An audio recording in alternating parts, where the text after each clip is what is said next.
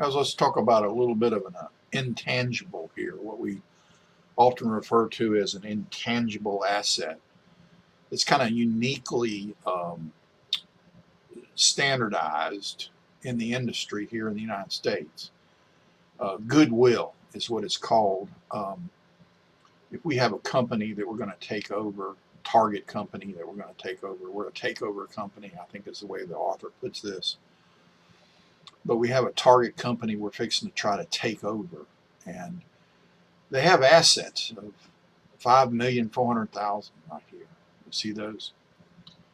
And we're willing to pay though 8,100,000 here for those assets. So if we do that, then we're going to have 27, basically $2,700,000 worth of goodwill is referred to, and we'll actually record it in an account called goodwill. And if you take the return on investment that the company that you're buying, which is the company you're targeting, target company, and look at their assets and divide it into their operating income, and look what you're getting. You're getting like a 22.5%. And then in C, you see once you take over those assets and you divide those assets into operating income, you're going to get like 15%.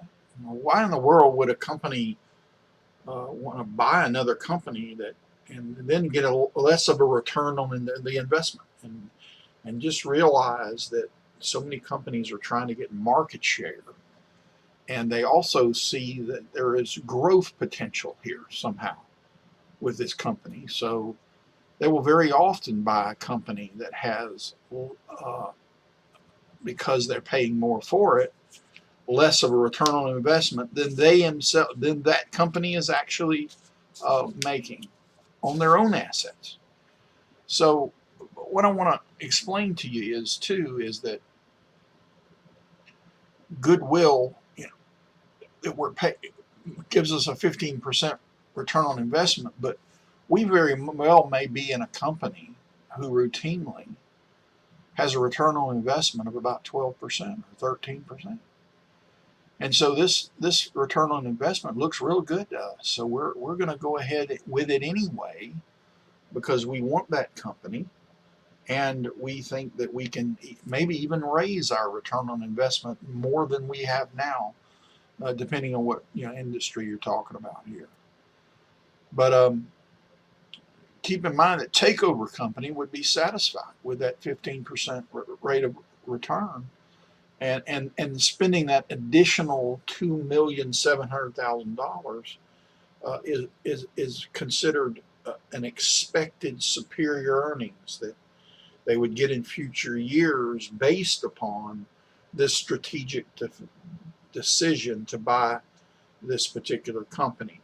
Now, I like to stop here and just mention this to students so they're aware of it. You can't say I didn't tell you about it. Goodwill is a very unique, handled uniquely in our standards, in that you don't amortize it, you don't deplete it, you don't depreciate goodwill, but what you have to do is you have to measure the impairment of goodwill at the end of each year. So if you're a company that's buying other companies and you have a number of goodwill accounts, you're going to be bringing in a specialty CPA firm to actually determine whether or not goodwill has been impaired over the last, say, 12 months. And you're going to have to make a determination. And if it has, in fact, been impaired, then you have to go ahead and take a loss and decrease the amount of goodwill that you have as an asset. Okay, so you would decrease that amount with that loss. You take a loss.